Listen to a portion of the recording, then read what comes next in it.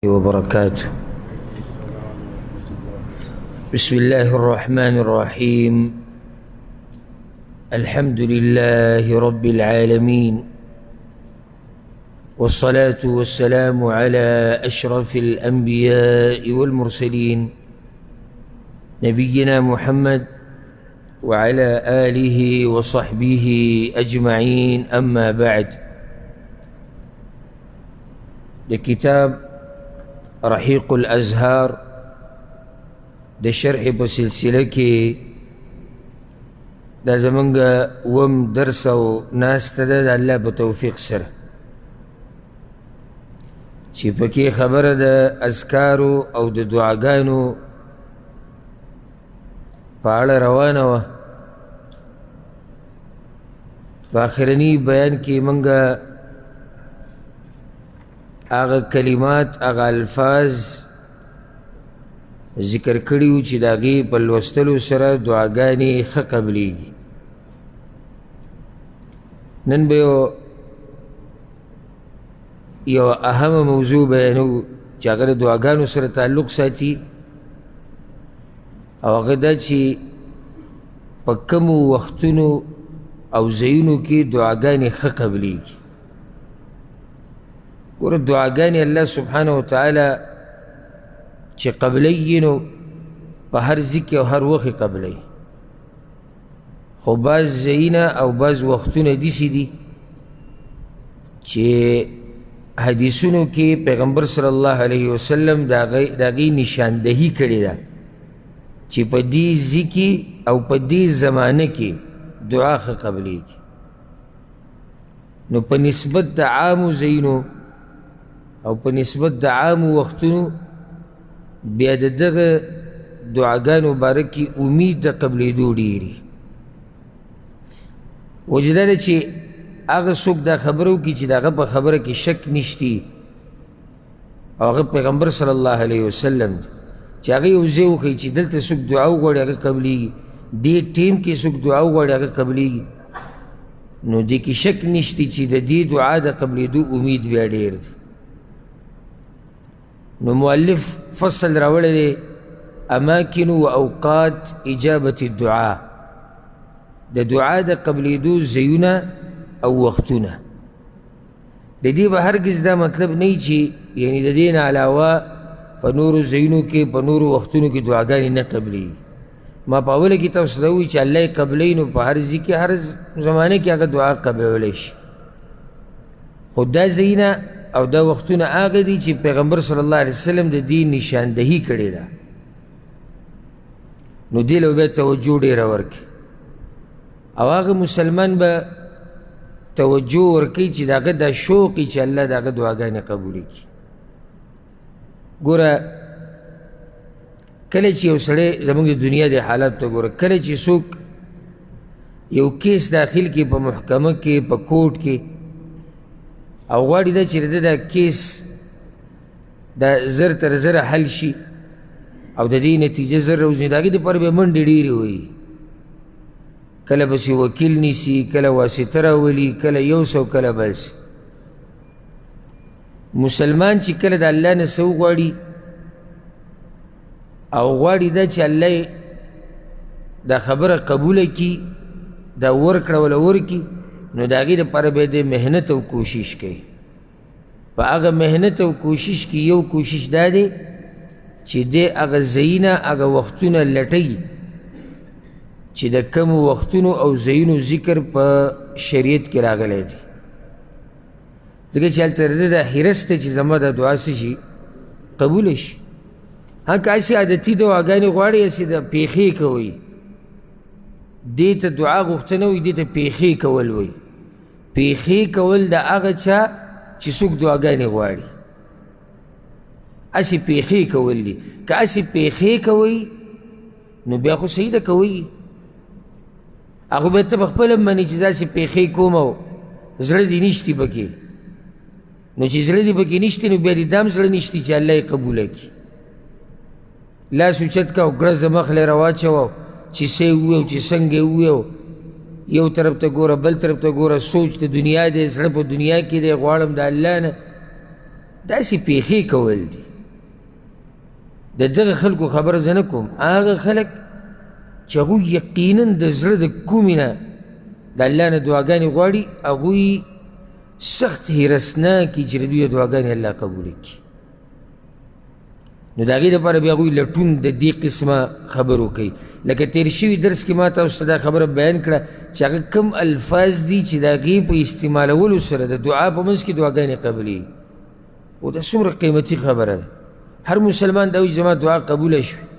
نو دغه کلمات به بیا هغه سړي ته یادي چې څوک دا حرص لري چې دعاګانې قبولې شي. او په تاسو به زه ښه ګمان کوم چې تاسو هم هغه کلمات او هغه ځایونه یاد کړي. او که چا نه یاد کړي نو هغه دا خبره داسې سرسري اونته کې وګڼله مړه دعا ده، نه که قبوله شو که قبوله نه شو، والعیاذ بالله. اولنی وخت چې دې وخت کې دعاګانې وی ډېرې ښه قبلیږي د شپې په آخرۍ برخه کې.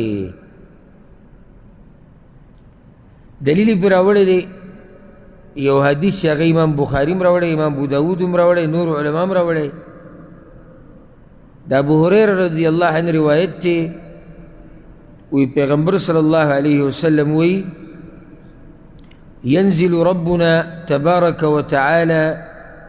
كل ليلة إلى السماء الدنيا. پیغمبر صلی الله علیه وسلم وی الله په هر شپه کې د شپې په آخرنۍ برخه کې د اسمان دی دنیا ته راکوزیږي، دی نږدې اسمان ته. نږدې اسمان دی تر دنیا اسمان په دې وجه کې چې دا نږدې دی، دې ته الله راکوزیږي حين يبقى ثلث الليل الآخر، کله چې د شپې آخرنۍ درېیمه برخه پاتې شي، یعنی د شپې په د آخرنۍ برخه کې درېیمه برخه، شپه تقسیم که درې برخو ته،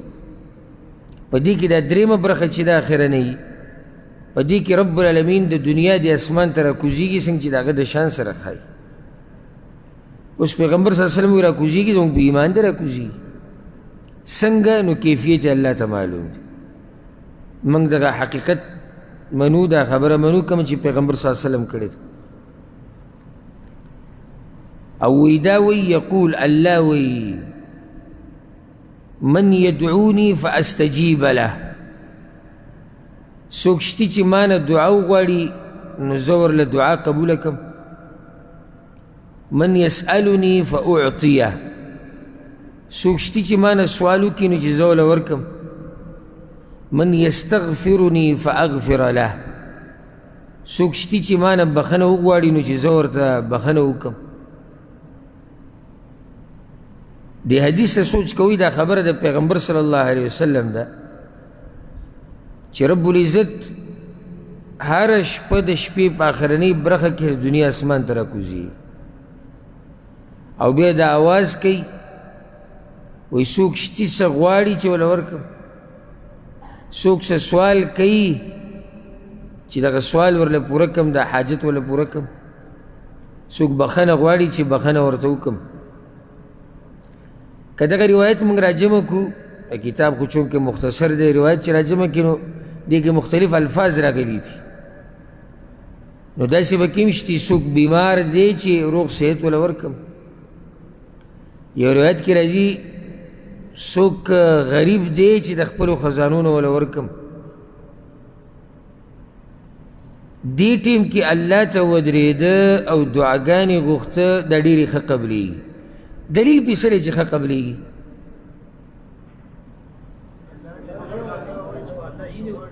یعنی الله وایي چې څوک څه غواړي زه وله ورکړم، او د الله خبره ګوره خوا دې خوا نه وي چې الله وایي څوک غواړي زه وله ورکړم نو چې دې وغوښته درکوي. دا حدیث دلیل دی. د حدیث کې دا خبره به بیا خاص دلیل دی چې څوک زما نه څه غواړي زه وله ورکړم. او زما خواله چې اکثر د عام خلک راځي او پلانی مسله ده، پلانی د وظیفه او څه ورد راته وښیه، زه ورته دا ښیم چې د شپې په آخرنۍ برخه کې الله ته ودرېږه وجاړه دا کار دله پوره کوي نه جي وظیفه نو له دې نه غټه وظیفه شتي بله چې سړی الله ته ودرېږي او جاړي خو هلته ده باندې دې مختصر لار لټوي چې کومه مولیانو ورته اسانه کړې ده یو څو ټکې ذکر ورته وښایي چې کار یې وشي ټکه او پړکه اوس دې کې تهجدو له راپاڅېدلي او خوب خرابول دي او په تهجدو پسې به بیا ویتر کوي او په ویترو پسې به بیا سهار مانځله جومات ته ځي دا خو قصه ورانه شوه دغې ته خو دی نه دی تیار دی خو مختصر لار غواړي بس چې دا کار یې وشي او تهجد او ویتر او سهار مونځ او امام سره او جومات کې وایي دا دې خبره کوم ځای ته بوتله بیا چې الله د دنیا اسمان ته راکوشي او تا ته وایي چې څه غواړې او که نه او تا کمبل په ځان راچولی او داسې یو قسم بې پروا یې یعنې زه نه غواړم زه روغ هم یم زه پوره هم یم زه هر څه یم یا الله زما څه د ضرورت نشته دا سړی دا راته قیمتي خبرو کوم په زړه یې ولیکئ کم سړی چې د شپې خپل رب ته نه ودرېږي که نه د دې یوه نښه هغه دا ده اگر که دا به همیشه قانون نه وي یوه نښه یې دا ده چې دی به د ورځې په دې مخلوقاتو پسې منډې ډېرې وایي کله چې دې سړی ولیدو ذلیل او خوار د مخلوقاتو په مخ کې پوه شه دی د شپې خپل رب ته نه ودرېږي ځکه چې د شپې چې څوک خپل رب ته ودرېږي رب العالمین وله دا حاجتونه پوره کوي که مخلوق باندې ولا پوره کوي خو دا مخلوق ورته الله مسخر کړي دی ذلیله کېږي نه هغوی ته او دا چې ذلیل او خوار او د یو په در او د بل په در او یو ځای کې دیکه خوري او بل ځای کې دیکه خوري دا له زه لیکل در کوم دا سړی د شپې خپل رب ته نه ودرېږي ها امتحانن کېدی شي چې یو سړي باندې سخته ډېره خو یو ذلت دی یو سخت او امتحان دی زه خبره د ذلت کومه داسې کېدی شي چې یو سړي باندې سخت امتحان او دا ښه دینداره سړی کېدی شي که نه شي کېدی کېدی شي یو سړی ذلیله دی الله ذلیله کړی دی او رسوا کړی دی دا جدا خبره ده دا چې ذلیله او رسوا کړی دی دا عذاب دی د الله طرف نه او د هغه عذاب ډېرې وجې کېدی شي یوه وجه دا ده چې د ده د خپل رب سره رابطه نشته او څوک چې خپل رب سره رابطه ساتي رب العالمین هغه یوازې نه پرېږدي او باقي ښکلی دلیلونه پې ډېر دي یو یونس علیه السلام رایت که ذات د مهي خېټې ته ولیدو څومره لوی امتحان دی داسې امتحان په تاسو کې به چا راغلی د مهي خېټې ته څوک ولیدلی او یو څو کاله بیا د مهي په خېټه کې پروت دی څوک ته ماته یې وښایې که ته راشي خپله وړه غونده کې مسله راوالې او د هغې سره داسې ګډوډ شي د مهي خېټې ته ولیدلی دی یو څو کاله به کې پروت دی رب العزت ته د مهي د خېټې نه فریاد وکړو الله راوویستو ولې الله په خپله قرآن کې وایي فلولا أنه كان من المسبحين للبث في بطنه إلى يوم يبعثون الله وی که ده په راحته کې زمونږ پاکي نه وی بیان کړی ما هم د مهي په دې خېټه کې پرېښودو د قیامته پورې به پروت هلته هغه بنده د الله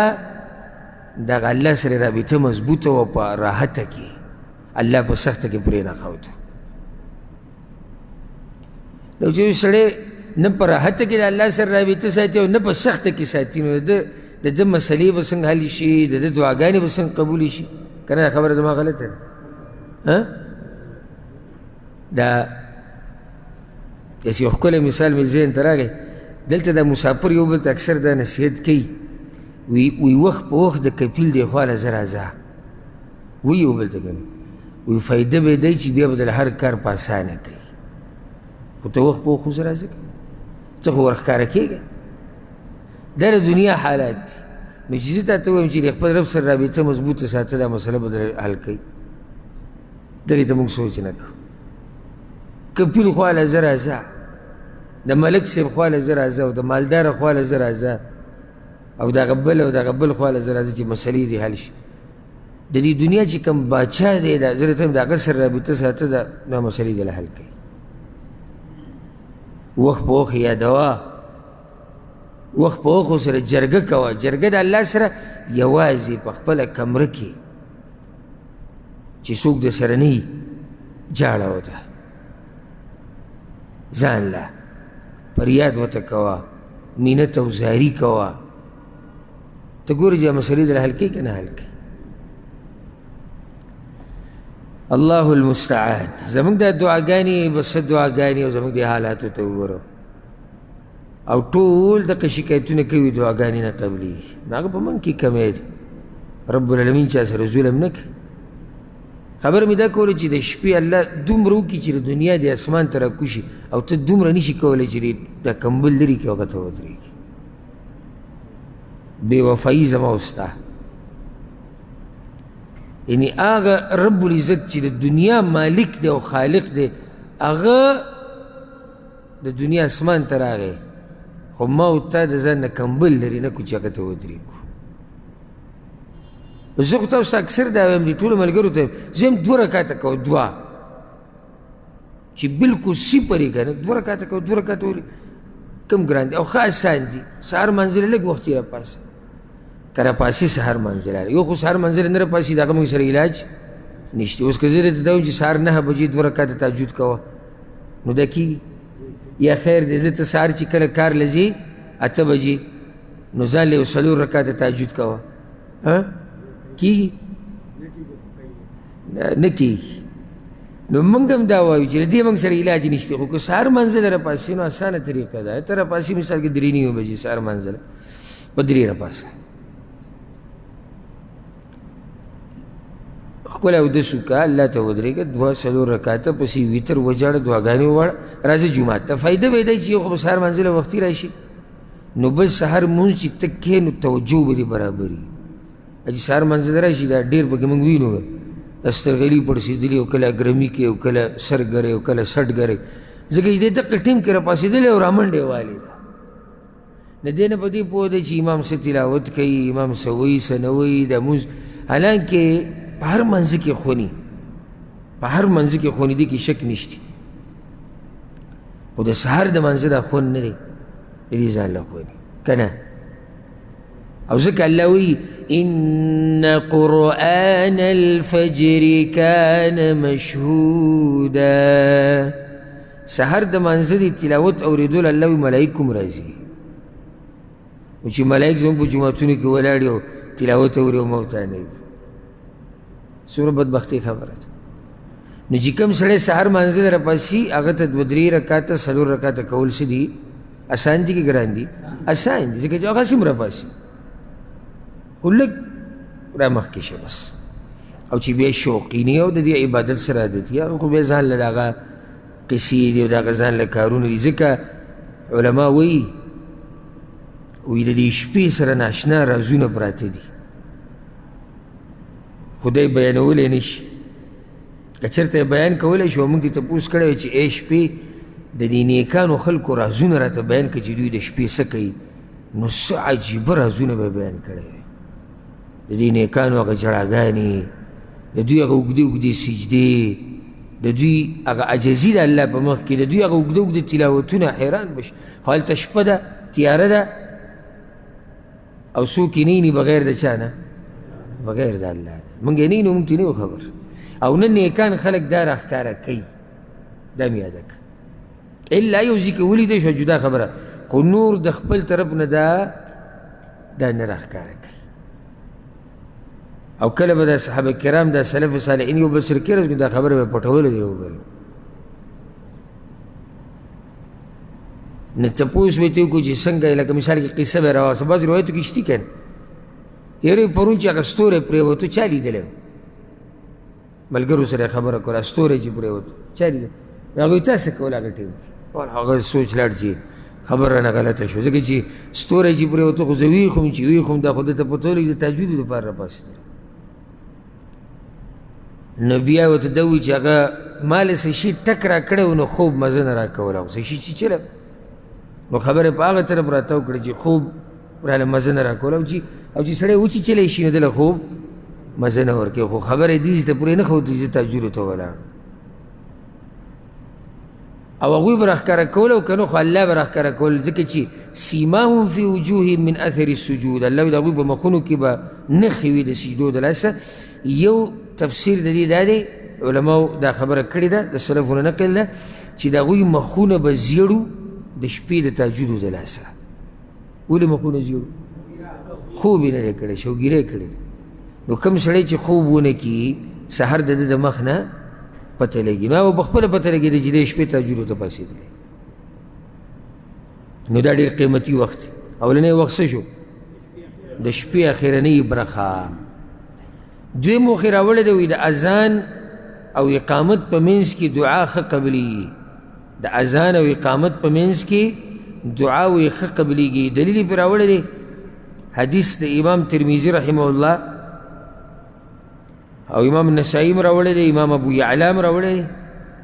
د انس بن مالک رضی الله عنه روایت دی پیغمبر صلی الله علیه وسلم وی الدعاء لا يرد بین الاذان والاقامه پیغمبر صلی الله علیه وسلم وی د اذان او اقامت په منځ کې چې څوک دعا کوي نو نه رد کیږي نه رد کیږي څه معنی ده الله یې قبلوي د اذان او د اقامت په منځ کې دعا دا چرته نه واپس کیږي او نه رد کیږي بلکې الله یې قبلوي دا دویم وخت شو خو دلته د دا فایده ذکر کړم دا وخت اکثر هغه چاته نصیب کیږي چې هغه سره د اذان او د اقامت غوي لکه دا منډې چې راوي جوماتونو ته دوی ته دا نه به نصیب کیږي ولې او ټیم د هغه نه تللی د هغه سره د تکبیر تحریمي غم نشتی پاتې له دا چې دی به د اذان او د اقامت په منځ کې دعاګانې وغواړي یو سړی دی کار کوي لګیا دی اذان وشو دی بیا هم لګیا درزه درزه درزه درزه اقامت پکې وشو قد قامت الصلاه دی بیا هم لګیا دی امام پکې وي الله اکبر دی بیا هم لګیا دی او بیا په باتروم باندې ورمات شو او داسې وکړو رامنډي جومات ته دی د دې وخت نه خبره دی هغه وخت په کار کې تېر کوي دې ټیم کې پکې کار ښه کېږي د اذان او د اقامت په منځ کې نو دا ډېر بدبخته خلک دي ډېر بدبخته چې دومره قیمتي وخت دا په دغه څه کې ضایع کړي ښه بله که ته دا غواړې چې د دې وخت نه فایده والي که نه نو یو کار به کوې هغه دا چې اذان سره به جومات ته راځي یو سړی وولې کور کې نشي کېدی کور کې هم کېدی شي خو کور کې اهتمام دومره نشي کېدی که نه که نه دا خبره زما غلطه ده کوم ځای کې جومات کوم ځای کې کور خو چې ته جومات ته راشي او دلته ناستې نو نور به څه کې خو تلاوت به کې مونځ به کې دعاګانې به غواړي بل څه شتي بل څه نشته بل دا چې دعا ته جومات کې غواړي دې کې توجه ډېره برابري یو ایمانی یو روحاني کیفیتي چې هغه د جومات نه بهر نه وي بله مسله دلته دا یاده کوي ما تاسو ته دا خبره ذکر کړې وه زموږ یو استاذ دا نصیحت کړی و ما ته اوس ناشنا نصیحت و موږ کمزوري خلک یو داسې نصیحتونه په دې باندې عمل کولو لپاره اوچت خلک پکار دي خو اوچت خلک و د هغوی اوچت نصیحتونه یو نصیحت هغه ما ته دا کړی زموږ استاذ چې یو عالم چې اقامت سره ځان جومات ته مه رسوه حالانکې ګوره چې اقامت کېږي او سړی جومات کې ناست دا ګوره ښه اوچت مؤمن دی که نه سم خیال چې اقامت کېږي او دی جومات کې ناست دا کمزوری سړی دی ښه تکړه سړی دی نو ما شیخ صاحب څنګه چل کوو وایي چې مؤذن اذان کوي او ته جومات کې ناست چې مؤذن وایي که نه الله اکبر دا اولنی الله اکبر وایي ته به جومات کې ناست و چې یو سړی د دې وخت نه به جومات کې ناست ده سره څومره ښکلی وخت د تلاوت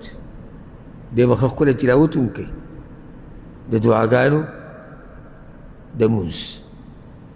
د ده سنت هم برابر دي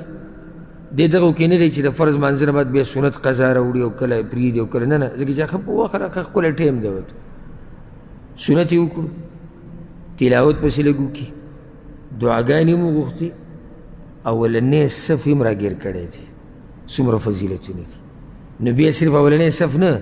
په امام پسې شاته ولاړ دی د دې بیا ځان له فضیلت دی اولنی صف بیا په امام پسې شاته څومره فضیلتونه دې سړي ته میلاو شو صرف د څه د لاسه چې دی د وخته جومات ته راغلی او چې رامنډې وایي په دې جیب یې لاس یې ښودی هلکه مانځه ته رامنډې وال دا ناروا کار دی دا د ماشومانانو په شان شق داسې به ورتېر شي اخرنۍ قاعدې له به ځان راورسي سا به یې راماتي دغسې کې به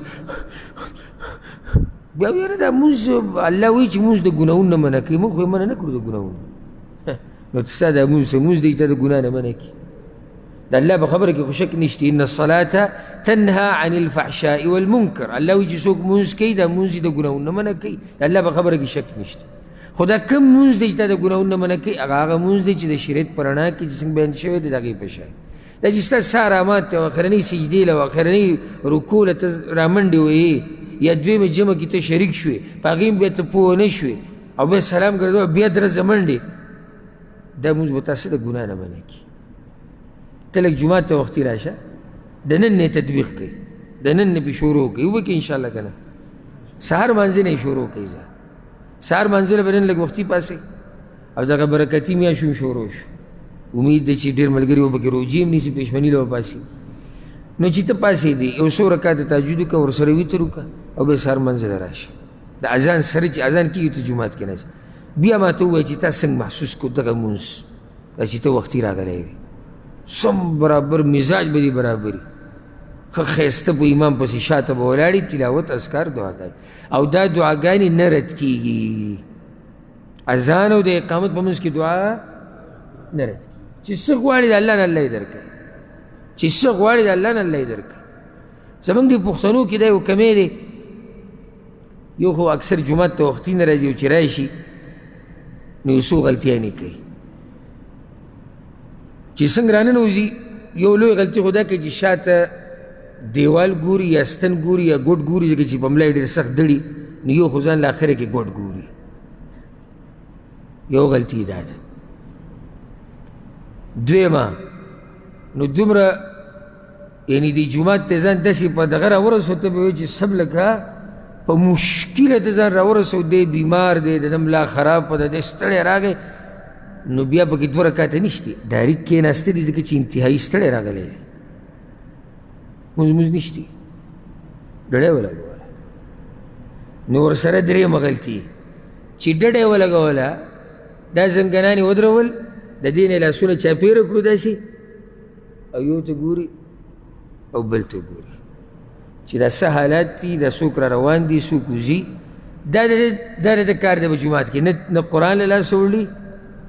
نه کم سے کم الله ته لاس اوچت که څه وغواړه نه د نه نشته نه څه ذکر سبحان الله الحمدلله لا اله نه نه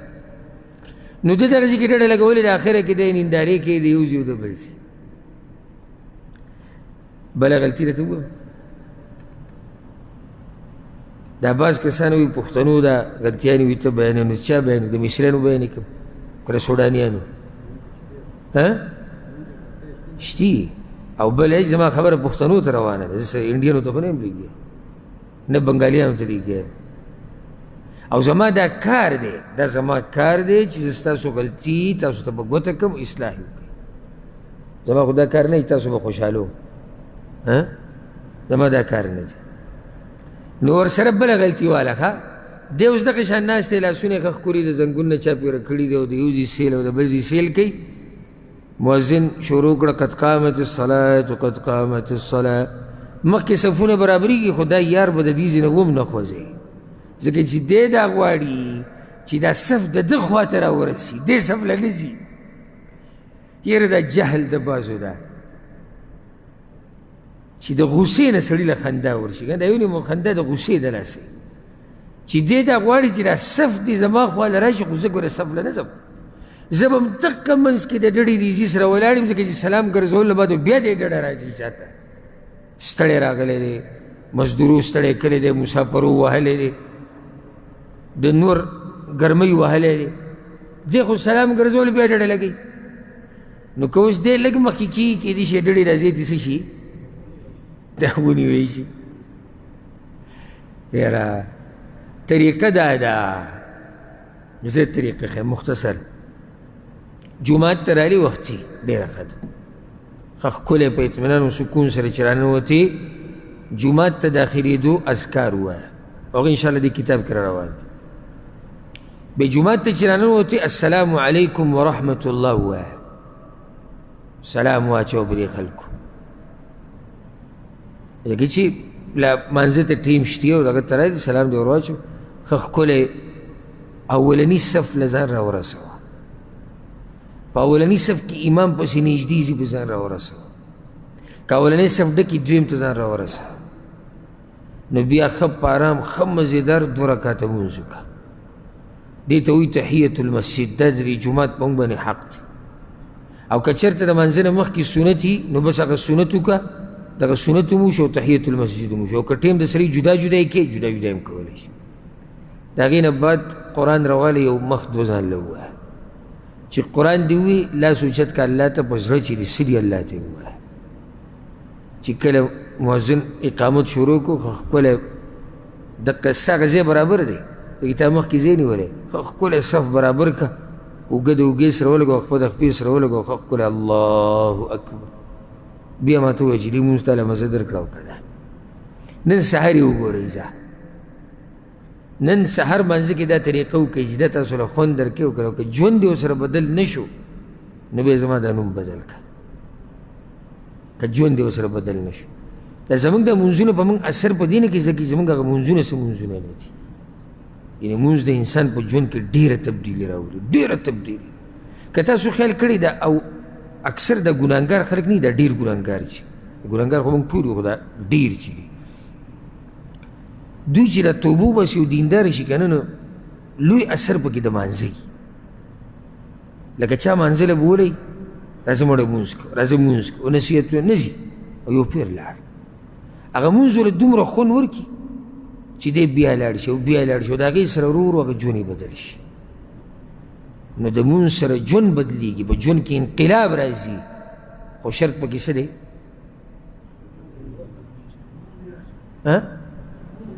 چې مونځ مونځي بارک الله فیک دریم وخت یې راوړی دی په سجده کې دعا ښه قبلیږي په سجده کې دعا ښه قبلیږي دلیل امام مسلم روایت امام ابو داود امام نسائی راوړی دی ابو هریره رضی الله عنه وایي پیغمبر صلی الله علیه وسلم دا خبره کړې ده اقرب ما یکون العبد من ربه وهو ساجد د سجدې په حالات کې بنده خپل رب ته ډېر نږدې کیږي فاکثروا الدعاء نو تاسو په حالات د سجده کې ډېرې دعاګانې کوئ دا خبره د چا ده د پیغمبر صلی الله علیه وسلم زمونږ بدبختي څه ده زمونږ بدبختي دا ده چې ډېرو پکې مونځ د ابۍ او د بابا نه زده کړی دی ابۍ او بابا غریبانو سره علم او دغه کم ځای کوو هغوی ته دغه یو دعا یاد وه چې په سجده کې به سبحان رب العلی وایي که تللی دی په ملا صاحب پسې یا د تبلیغ په امیر صاحب پسې نو هغه ورته هم دغه یو دعا خورې دی سبحان رب العلی وایه ځکه چې ته په خپله هم نورې نه ریاجي بل دا چې د مذهب په دایره کې بند دی خوا خوا تلی هم نه شي دومره ښایسته دعاګانې دي که نه انشاءالله دې کتاب کې را روانې دي دومره قیمتي دعاګانې د پیغمبر صلی الله علیه وسلم نه رانقل دي د سجدې په حالاتو کې چې حیران به شئ څومره خوږې خوږې دي هغه موږ ته نه دي یادې که نه حقیقت دی که نه دی نه دي یادې موږ ته بله دا فایده یې ده کوي چې سجده کې لازم نه ده چې ته به منسوسي دعا وایې یعنې هغه دعا چې په نس کې راغلي قرآن او حدیث کې نه دلته پیغمبر صلی الله علیه وسلم عامه خبره کړې ده وایي دعاګانې ډېرې غواړئ معنی دا چې ته د ځان نه هم دعاګانې غوښتی شي د ځان نه هم غوښتی شي لازم نه ده چې هغه به هغه دعایي چې کومه پیغمبر صلی الله علیه وسلم خوري ده اگر که هغه غوره ده چې پیغمبر خوري ده دې کې شک نه شي چې هغه څه ده هغه غوره ده خو ته عامه دعا هم غوښتی شي سجده کې ولې دعاګانې ډېرې غوښته غواړي یا حدیث کې څه نه ولې ډېرې غواړي الله ته نږدې اقرب ما یکون العبد من ربه دې ټیم کې ته الله ته ډېر نږدې نو که څه دي په زړه یې ورته ووایه چې سړي له یو ذکر وځي سبحان رب العلی او د هغې هم په معنی نه یې پوه چې راځه څه وایي ته په سجده کې څه ووایي؟ ولې زمونږ دا خلک چې کله مولوي صاحب امام صاحب مونځ لږ اوږد کړي دوی تنګېږي؟ ولې په معنی نه پوهېږي؟ نو دویمه دعاګانې ورته نه دي یادې. اوس دا یو سبحان رب العلی سبحان رب العلی سبحان رب العلی سبحان رب العلی او دا ویم غلط او ترجمې ولم نور تنګ بشي. یو سړی د هغه ته ډېرې دعاګانې ښایسته ښایسته یادې دي، یا خپل حاجتونه الله ته په سجده کې مخکې کوي. آیا زموږ دا حاجتونه به ختم شي؟ زموږ خو ډېر حاجتونه دي. نو ده ته که د امام دا سجده ډېره موږده کړي خو ده ته به څه ښکاري؟ ده ته لنډه ښکاري، ځکه د هغه چې به زړه څه وخت پوره نه شو.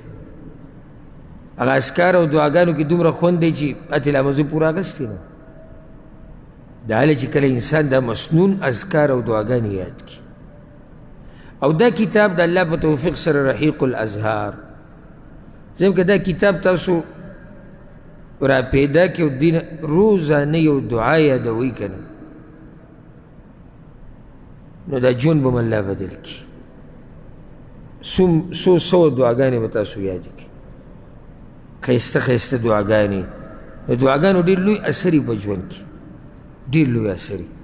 لکه اوس یو سړی په سجده کې الله ته دا وایي، په سجده کې چې یا الله په ما باندې د رحمتونو باران راووروه. څومره خوږه دعا ده. او دا وایي په کوم ځای کې؟ سجده کې. څومره خوږ وخت او څومره خوږه دعا. یو سړی په سجده کې دا وایي چې یا الله زما مور پلار وبخښي، رب ارحمهما کما ربیاني صغیرا. یا الله په هغوی داسې رحم وکړه لکه څنګه چې زه ماشوم را لوی کړی. څومره ښایسته دعا په څومره خوږ وخت کې. یا الله زما قرضې ختمې کا، یا الله ماله روغ صحت راکا،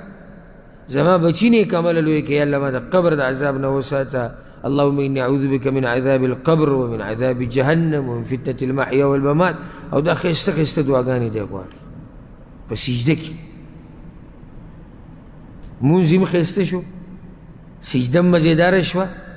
او دعاګانې به څه شي؟ دعاګانې به څه شي؟ قبولې به شي. ولې به قبلېږي؟ ځکه چې سجده کې دی. او سجده کې څه؟ سجده کې دا بنده الله ته نږدې. پوه شوئ که نه؟ څلورم وخت یې راوړی دی، وایي د جمعې په ورځ یو ساعت دی چې په هغې کې دعا ښه قبلېږي. د جمعې په ورځ یو ساعت دی چې په هغې کې دعا ښه قبلېږي. حدیث دی د امام بخاري او د امام مسلم. ابو هريره رضی الله عنه وایي چې ان رسول الله صلی الله علیه وسلم ذکر یوم الجمعه. پیغمبر صلی الله علیه وسلم یو پیر د جمعې د مانځه تذکره وکړه، یا د جمعې د ورځې عفوا. پیغمبر صلی الله علیه وسلم یو ورځ تذکره وکړه. د کومې ورځې؟ د جمعې د ورځې. نو بیا یې دا ووایي فیه ساعه، په دې ورځ کې یو وخت دی یا په دې ورځ کې یو ساعت دی، لا یوافقها عبد مسلم وهو قائم یصلي، چې یو مسلمان الله ته ولاړي او مونځ کوي په دغه وخت کې. یعنی په د جمعې په ورځ یو ساعت دی، او دا ساعت په عربۍ کې چې دا قرآن او حدیث کې دا ټکی استعمال شي، د دې نه دا ساعه نه مراد دا ګینټه. دا ما مخکې هم دا مسله ذکر کړې وي، یو درس کې راته کوي. هغه وخت کې دا حساب نه و چې ګینټه کې شپېته منټه دی او دلته یو ګینټه. هغو ساعه څه ته وایي؟ د زمانې یو وخت. نو د ورځې یو ساعت دی. لکه موږ چې وایو که نه راشه ما سره به یو ساعت تېر کړي. ښایي نو یو ساعت به تېر کړي، د ده مطلب دی چې راشه ما سره به ګینټه تېره کړي؟ نه، ما سره به څه وخت تېر کړي.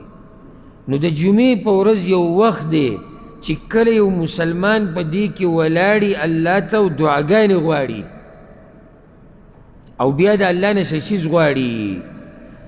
وهو قائم ولاړ دی، یصلي مونځ کوي، یسأل الله تعالی شیئا،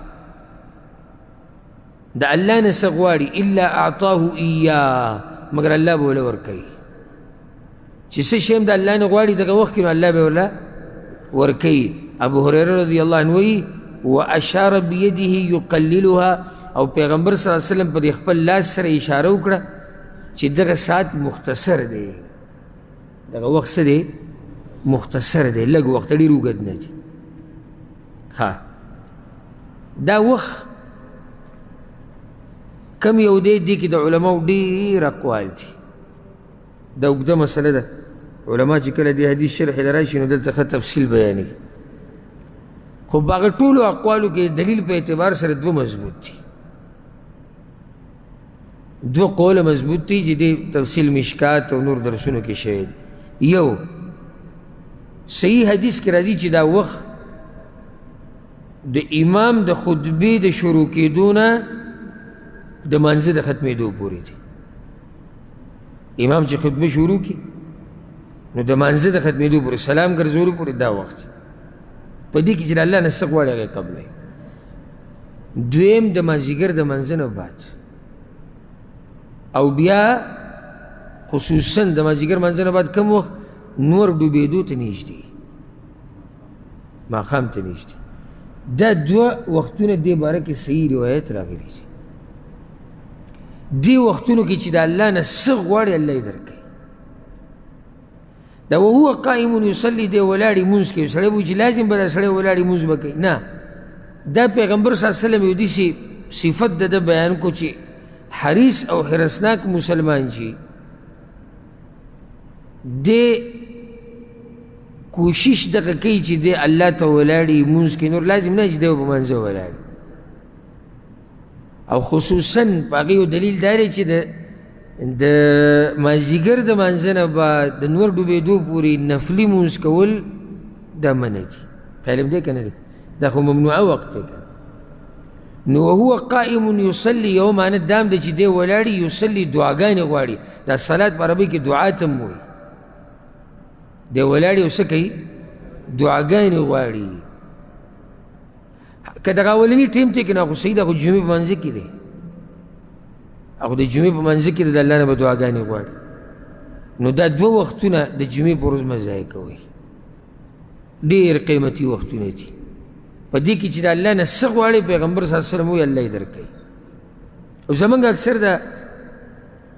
دا پښتانه د دوی یو بله بیماري هغه دا ده چې د جمعې په ورځ چې څومره دا وخت قیمتي کېږي نو د دوی چکرې او بازارونو ته زور هغه ډېرېږي. اوس د ماښام وخت دی،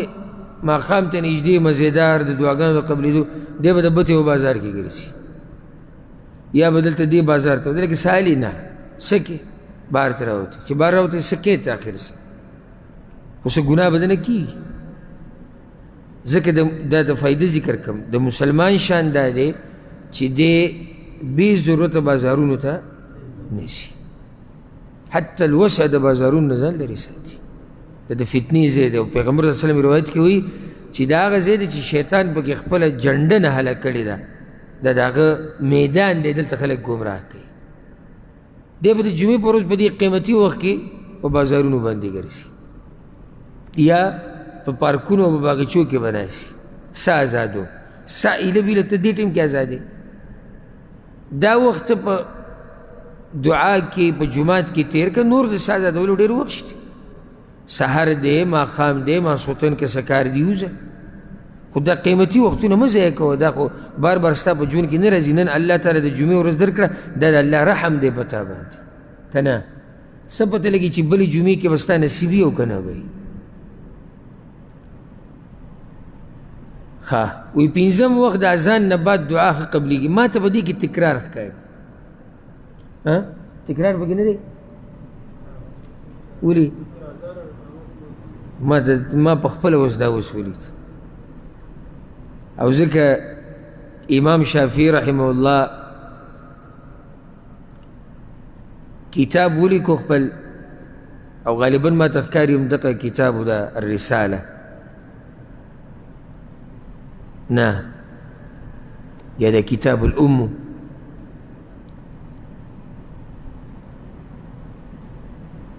د نوم کې خطا کېږم چې کوم کتاب و ذهن نه مې هغه نوم وځي، خو یو کتاب یې ولیکو او بیا یې د هغې مراجعه به کوله. کتو را کتو به کتو را کتو به چې دې کې څه دي او شاګردان به ورسره ناست هر پیر له به کیسه نه سره ووتو هر پیر له به کیسه نه سره راووتو اخره کې شاګردان ته بس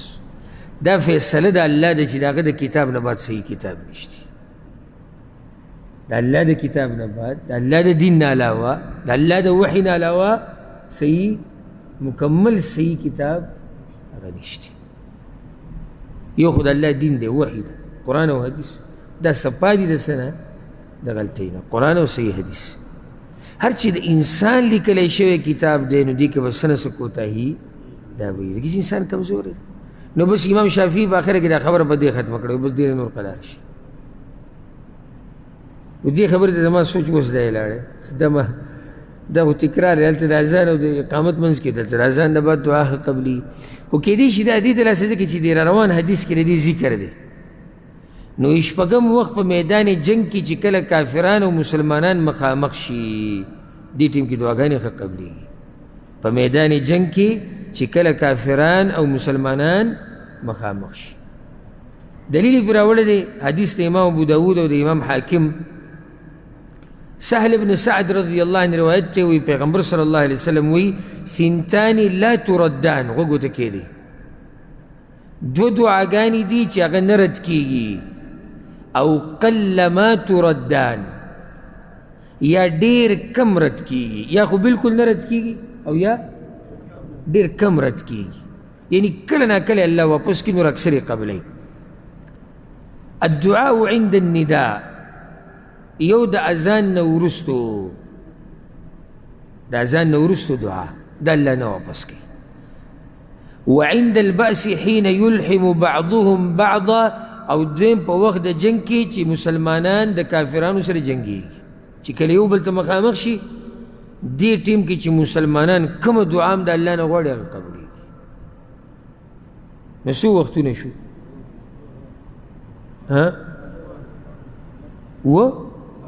ته یو قدم پکې زموږ نه مخکې لاړې شپږ شوې وایه زه شمارې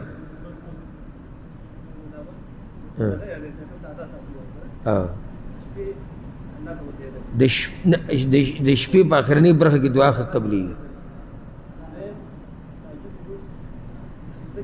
سجده کې دعاګانې ښه قبلېږي دوه شو اذان او د اقامت په منځ کې درې څلورم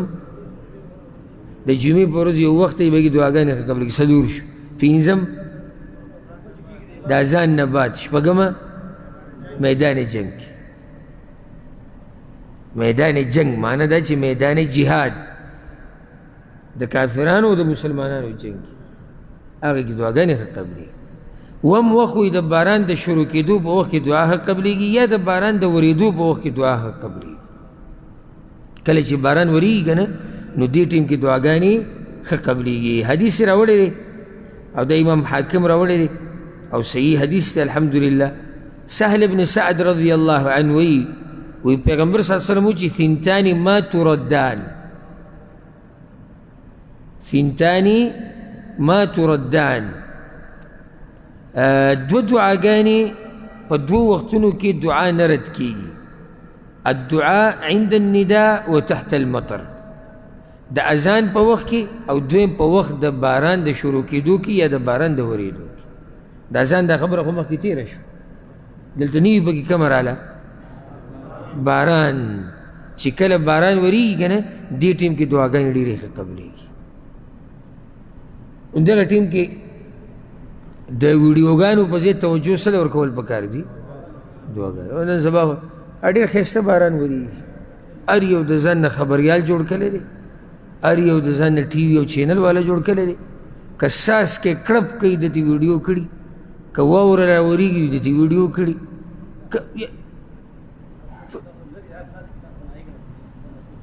نه دغه ته سوچ نشته دغه ته خو سوچ هله لاړ شي چې د ویډیو نه خو فارغ شي که نه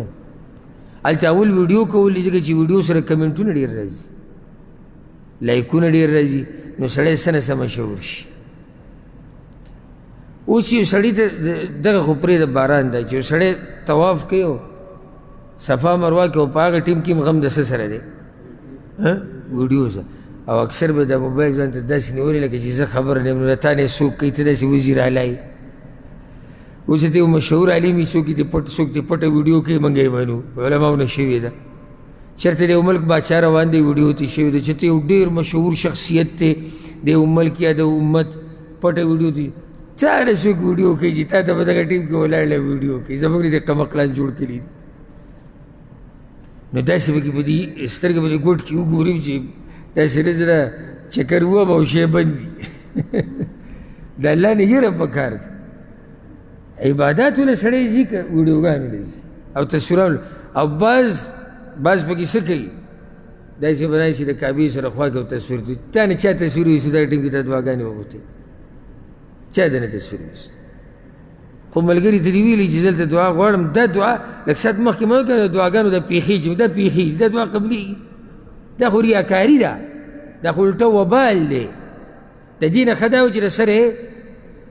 یې کړي نه وي څه وبال خو به پرې نه وکړ نو موږ به هله فارغه شو باران وخت کې دعا ته چې کله موږ د ویډیوګانو نه لږ قلار شو او د تصویرانو نه ښایسته باران او ښایسته موسم او دا موسم او دغه موسم سړی پې درنوم نه ښکاري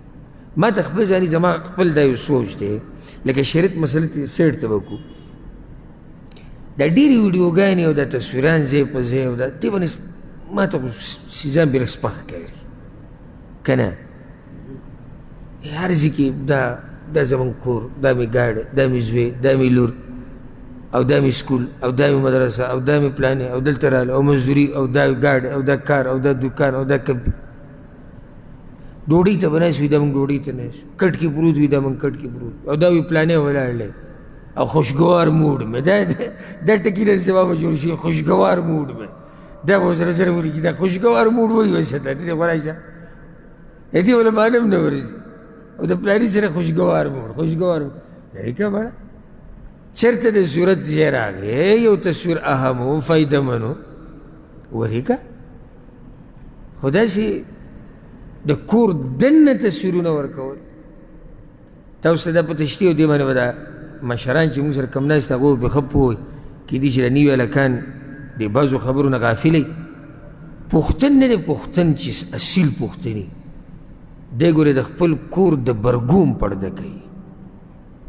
که نه او د کټ نه تصویر ویستی دی دا زما د واده کټ دی او کمنټونه ورته کېږي مبارک شه ناوي به کله راولې دا بړه پته یې چې کمې زمانې ته لاړو او کمې زمانې ته پاتې شو د کټ تصویر څوک ورکوي په دغه کې فیسبوک کې نو الله دې زموږ په حال باندې رحم وکړي خبره مې دا کوله چې د باران په وخت کې دعا ښه قبلېږي په دې باندې به اکتفا وکړو نو وختونه ټول څو شو اووه زما یو ملګری په کار دی تکړه یو ته ووایه د پېشمني په وخت کې بارک الله فیک ګوره دا تعبیر څومره فایده مني څومره ښایسته تعبیر یې وکړو د پېشمني په وخت کې دعا ښه قبلېږي سجده کې د اذان او د اقامت په منځ کې د جمعې په ورځ یو ساعت دی هغه ساعت موږ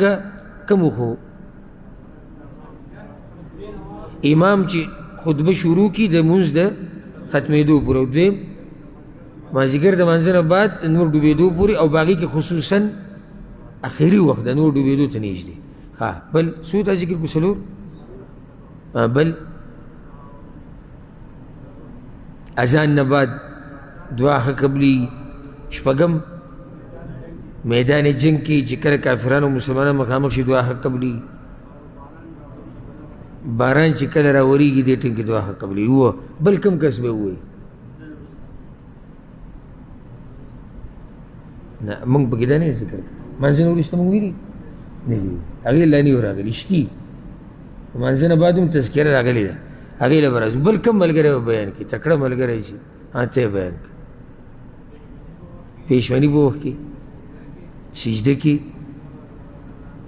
اذان او د اقامت منځ کې د جمعې په ورځ یو ساعت دی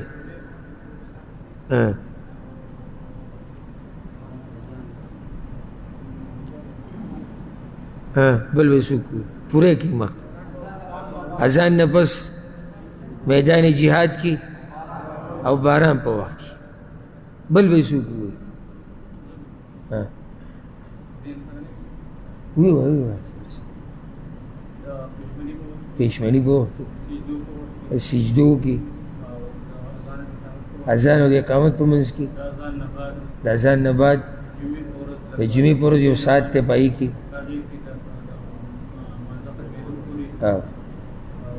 یا د مازدیګر نه بعد د نور ډوبېدو پورې صحیح شو میدان جنگ کې باران په وخت کې باران د ورېدو په وخت کې بارک الله فی دا څومره ګوره فایده مند خبره شوه نن درس کې توصیح زده کړو ټولې خبرې فایده مندې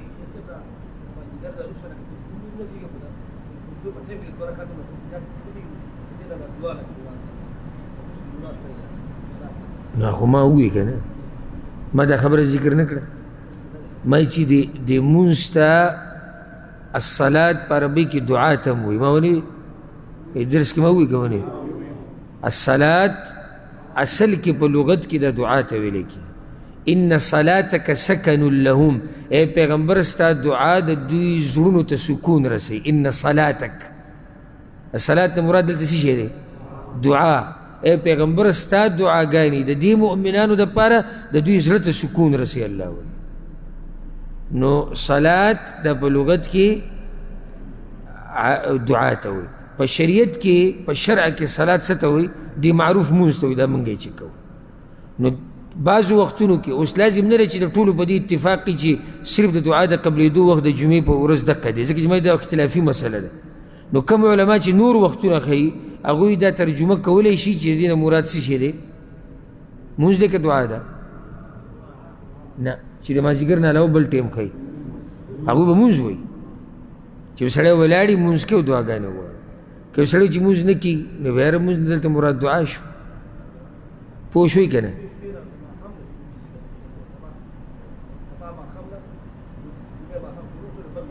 د جمعې ورځ لکه دا جمعه چې او بلکل صحیح شو دا وخت چې شروع کېږي جمعه نو خو شپه دې مخکې راځي که او بیا ورځ سبا ده خو دلته دا یاده که د حدیث کې ګوره داسې دي ان رسول الله صلی الله علیه وسلم ذکر یوم الجمعه